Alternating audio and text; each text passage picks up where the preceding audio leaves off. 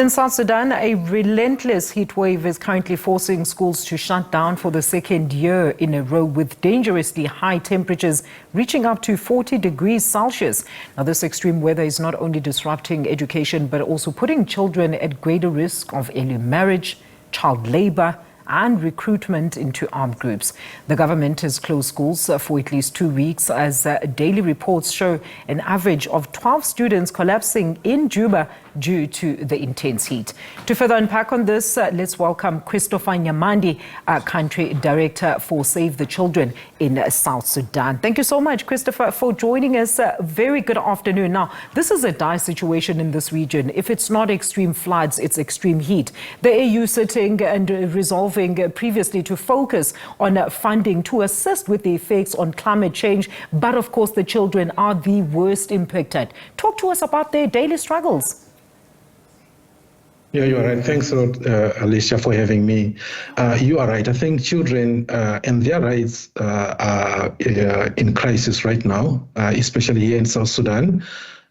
Because of the climate crisis, we see high temperatures. I was visiting a small town which is towards the north of Juba, which is the capital city of South Sudan, and I saw really small classrooms with a lot of children. They are overcrowded, they are poorly ventilated, they are dilapidated rooms with rudimentary chairs and benches. And I can't imagine children being in this situation at 42 degrees Celsius. This is really a climate crisis that is affecting South Sudan.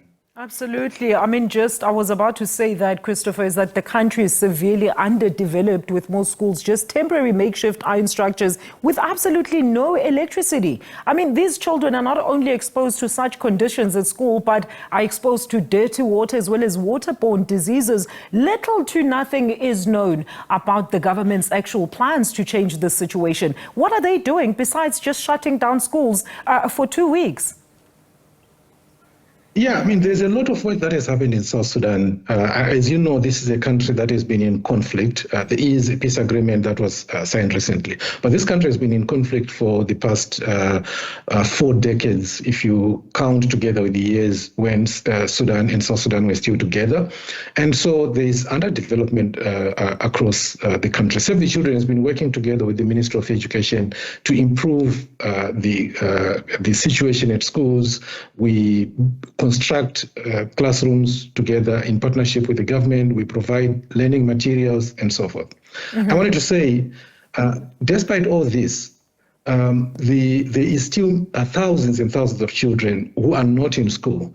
And so taking children away from school because of high temperatures, we also expose the children who are in school to other risks, protection risks, including child labor, including recruitment into armed groups, as you have said, including early child marriages. So really, this crisis is not just for South Sudan, it's for the entire world to work on solutions that will bring the temperatures down.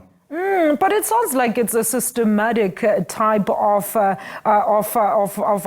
barriers that is actually working against even the girl child pertaining to education in that region, Christopher. I mean, we understand that the unfavorable socio-cultural attitudes as well as practices are actually responsible for some of the girls missing out school, and as you've just alluded to, becoming child brides, some going into early labor. I mean, what are international as well as other organizations like yourselves then doing to try and assist in some of these situations? You are right.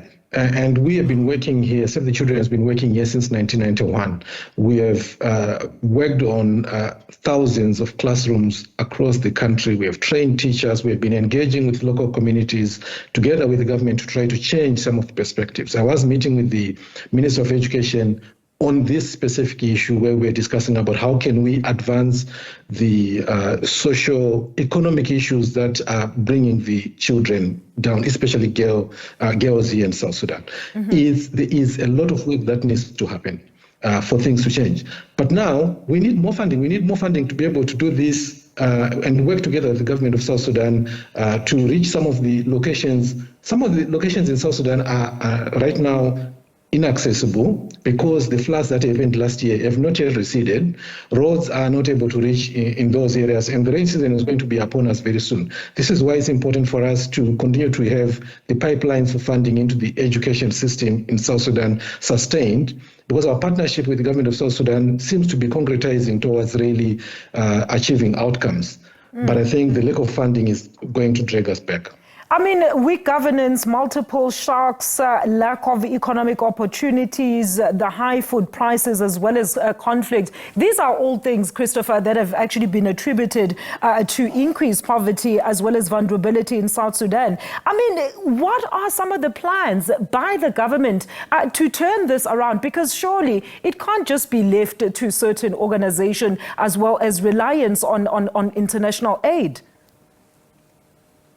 Yeah, so South Sudan is a young country. It's a budding country with a government that has been struggling. I think there have been real political differences in South Sudan, and I'm glad that there is a peace agreement right now that the international community is pushing towards implementation, including the African Union, IGAD, and neighboring countries. And I hope that we see more of push towards peace, because the reality is that violence and war in South Sudan has also affected children, has stopped development, and we have this remarkable, inflation and economic crisis in South Sudan. Yeah, the government has been struggling, but I am encouraged by the conversations that we have with the government, the partnership that we have with them. It feels like there is some momentum, at least towards addressing some of the socio-economic issues that are affecting children. Absolutely. Christopher, we really appreciate, of course, your input as well as the work that you are, of course, assisting with on the ground there. There is Christopher Nyamandi, Save the Children in South Sudan, talking about the heat wave that has now led government to shut down schools for about 2 weeks due to some students that have actually been falling ill in some classes.